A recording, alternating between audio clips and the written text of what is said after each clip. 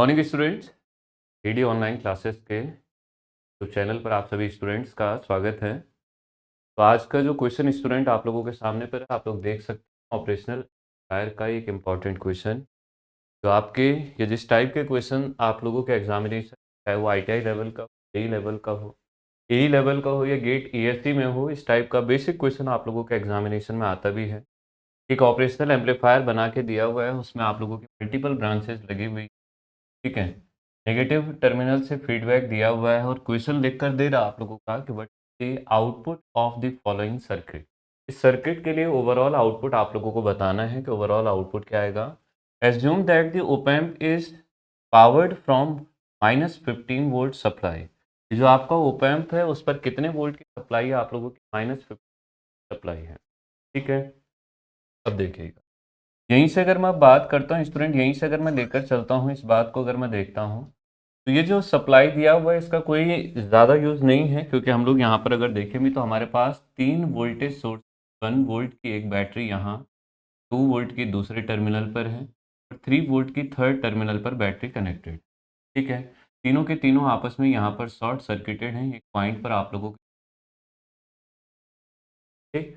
यहाँ पर अगर मैं अगली बात को देखता हूँ तो मैंने साफ साफ कहा कि ये इन्वर्टिंग टर्मिनल और नॉन इन्वर्टिंग, इन्वर्टिंग टर्मिनल पर इनपुट दिया हुआ है और नॉन इन्वर्टिंग टर्मिनल मेरा ग्राउंड है। एक बात मुझे समझ आ गई, ये किस टाइप का ऑपरेशनल एम्पलीफायर आप लोगों का, ये हमारा इन्वर्टिंग ऑपरेशनल एम्पलीफायर, ठीक है। इस टाइप का ऑपरेशनल एम्पलीफायर आपका inverting operational amplifier.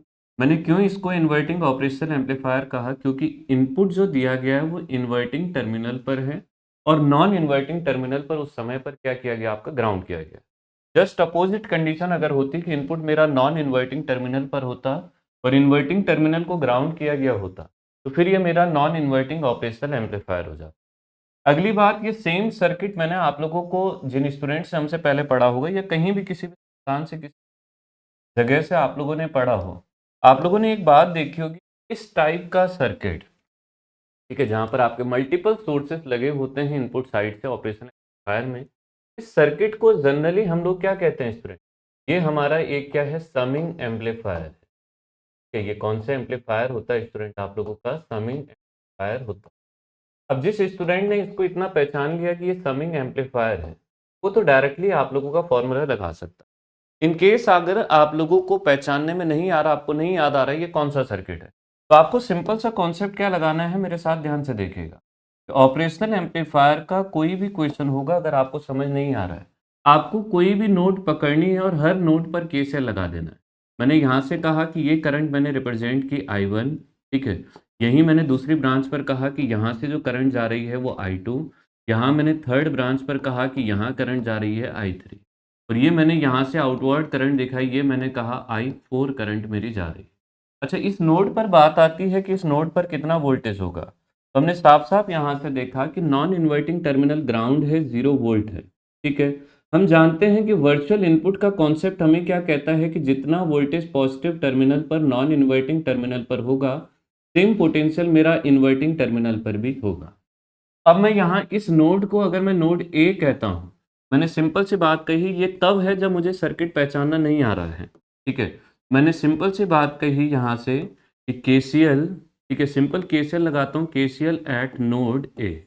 Node A पर मैं क्या कर देता हूँ, यहाँ से केसीएल अप्लाई कर देता हूँ। अब ध्यान से देखिएगा कि अगर मैं नोड ए पर केसीएल लगाता हूँ, चारों करंट मैंने आउटवर्ड लिए और जिस नोड से निकल रहे हैं उस नोड पर, ये यहाँ से सबसे पहले अगर मैं देखूँ तो मैंने सिंपल कंडीशन लिखी कि I1 प्लस, फिर यहीं से मैंने कहा I2 प्लस I3 और प्लस I4 और इज इक्वल टू 0। अब हम इस बात को लिखते कैसे हैं कि I1 को अगर देखता हूँ निकल कहाँ से रहा है, 0 वोल्ट से, जा कहाँ रहा है, 3 वोल्ट पर, तो आपने कहा 0 माइनस 3, जहाँ से निकलती है उससे माइनस करना है, जहाँ पहुँच रही है उसको घटाना है, डिवाइड बाई रेजिस्टेंस आप लोगों का 60 किलो ओम का, ठीक है। फिर ऐसे ही I2 को देखता हूँ तो मैंने कहा 0 माइनस और कितना आप लोगों का 2 वोल्ट और डिवाइड बाई बीच में जो रेजिस्टेंस आ रहा है वो आपका 40 किलो ओम का। फिर प्लस इसी तरह से I3 को देखता हूँ तो मैंने कहा 0 माइनस ये आ जाएगा 1 अपॉन और ये हो जाएगा आपका 20 किलो ओम।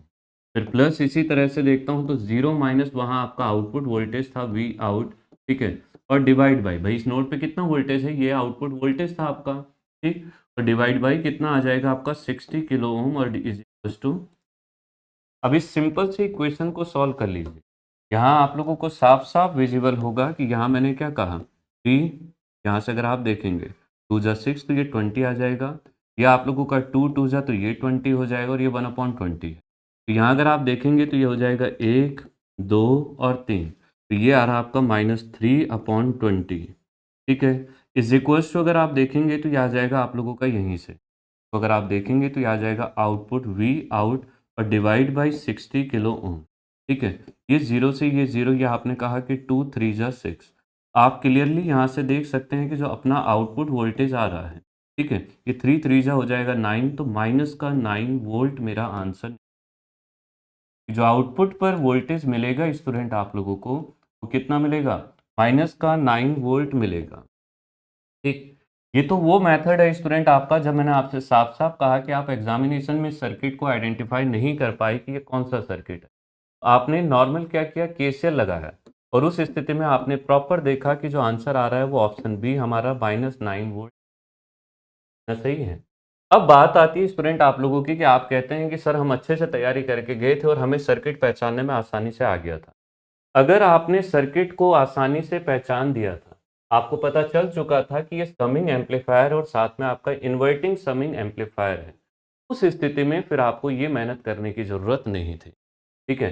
फिर आप इतनी ये जो मेहनत की थी इससे बच जाएँगे। क्यों बच जाएँगे? क्योंकि उस केस में आप डायरेक्टली फ़ॉर्मूला लगाएँगे। मुझे पता है कि इन्वर्टिंग के केस में, ठीक है, ये इन्वर्टिंग ऑपरेशनल एम्पलीफायर है, इन्वर्टिंग समिंग ऑपरेशनल एम्पलीफायर है।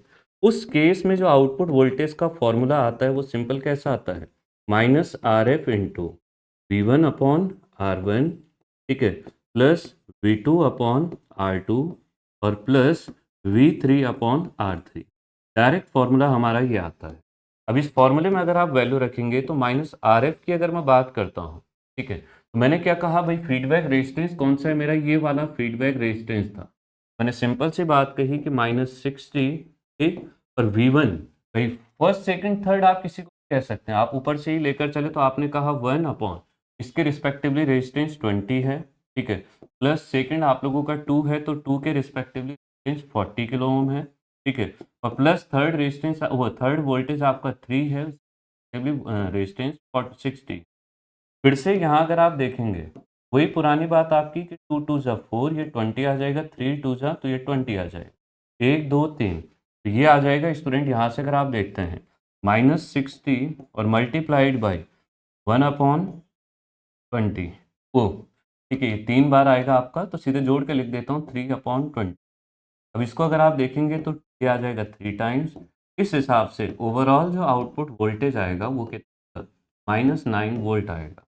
आप डायरेक्टली फॉर्मूले से की चाहे तो डिस्क्रिप्टिव मेथड से कीजिए। ओवरऑल जो आंसर आएगा स्टूडेंट आप लोगों का वो आपका सेम आएगा, ठीक है? हमारा जो ओवरऑल आंसर जो बनना है, वो कितना आना है स्टूडेंट आप लोगों का? माइनस का 9 वोल्ट ही आना है, ठीक है? बेसिक सा क्वेश्चन है स्टूडेंट आप लोगों के जो एग्जामिनेशन में आप लोगों को पूछता है। आपके पास दोनों मेथड, अगर आपने डायरेक्ट सर्किट पहचान दिया फिर तो सीधे फॉर्मूला लगाना है। सर्किट नहीं पहचाना तो आपको नॉर्मल केसीएल अप्लाई करना है। केसीएल अप्लाई किया तो आपके पास आउटपुट वोल्टेज -9 वोल्ट आ गया, ठीक है? तो इस टाइप के और भी क्वेश्चंस को देखने के लिए आप लोग इस तरह से हमारे इस चैनल पर बने रहें। चैनल को सब्सक्राइब ज़रूर करें और वीडियो को लाइक और शेयर ज़रूर करें स्टूडेंट। बाकी कोई भी डाउट रहता है तो आप लोग ऑफलाइन कमेंट में वो पूछ सकते हैं। तो ये एक ऑपरेशनल एम्पलीफायर का इंपॉर्टेंट क्वेश्चन था, जो आपके आईटीआई, जेईई या गेट, ईएससी जैसे एग्जामिनेशन में बेसिक कॉन्सेप्ट के साथ पूछा भी जाता है, ठीक है? तो आज के लिए थैंक यू।